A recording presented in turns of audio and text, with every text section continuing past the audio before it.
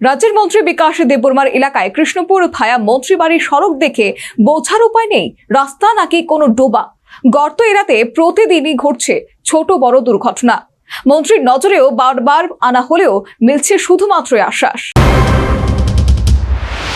উন্নয়নের ঢাকঢোল যতই পেটানো হোক না কেন, রাজ্যের গ্রামীণ এবং সংযোগকারী সড়কগুলির কঙ্কালসার চেহারা কিন্তু অন্য কথাই বলছে। দীর্ঘদিন ধরে বেহাল অবস্থায় পড়ে রয়েছে 29 কৃষ্ণপুর বিধানসভা কেন্দ্রের অন্তর্গত তেলিয়ামুড়ার এক গুরুত্বপূর্ণ সড়ক। নেতাজি নগর থেকে উত্তর মহারানী পর্যন্ত বিস্তীর্ণ কৃষ্ণপুর ভায়া মন্ত্রীবাড়ি সড়কের অবস্থা এখন এতটাই শোচনীয় যে সেখানে যাতায়াত করাই যেন এক মস্ত বড় শাস্তি। সামান্য বৃষ্টি হলে রাস্তা পরিণত হয় পুকুরে, পিচ উঠে গিয়ে তৈরি হয়েছে বড় বড় খানাখন্দ। সামান্য বৃষ্টি হলে সেই গর্তগুলি ঢেকে যাচ্ছে জলে।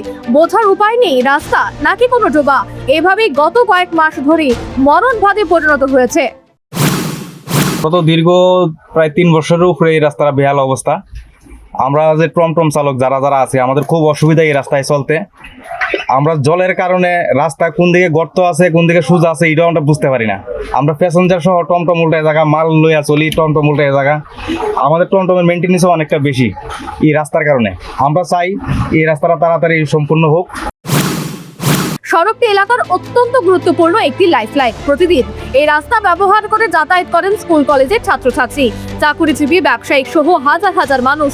কিন্তু বর্তমানে সড়কের যা পরিস্থিতি তাতে টমটম, অটোরিকশা কিংবা মোটরসাইকেল চালকদের প্রতিনিয়তই বুক দূর করে চলাচল করতে হচ্ছে।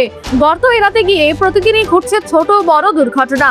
স্থানীয় বাসিন্দাদের অভিযোগ আরো মারাত্মক। তাদের দাবি, এই বিধানসভা কেন্দ্রের বিধায়ক তথা রাজ্যের জনজাতি কল্যাণ দপ্তরের মন্ত্রী বিকাশ দেববর্মা এলাকার এই সড়কটির অবস্থান প্রশাসনের পাশাপাশি খোদ মন্ত্রীর নজরেও বারবার বিষয়টি আনা হয়েছে, কিন্তু কাজের কাজ কিছুই হয়নি।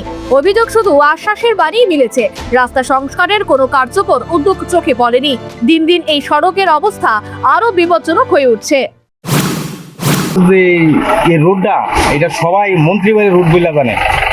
আমাদের মন্ত্রীর কাছে অনেকবার জানানি হয়েছে এই রাস্তার ব্যাপারে। তারা খালি একটাই আমরা আশ্বাস দেয় যে হইতেছে হইব, তবে কাজ চলতেছে, গাড়ি ডেলি চলে, ডেলি রোলার চলে, কিন্তু কোন দিকে কিভাবে কাজ হইতেছে আমরা বুঝতে পারতেছি না। আমাদের দরকার এই রাস্তাটা অতি তাড়াতাড়ি যাতে সম্পন্ন হয়, আমরা এটাই চাইতেছি।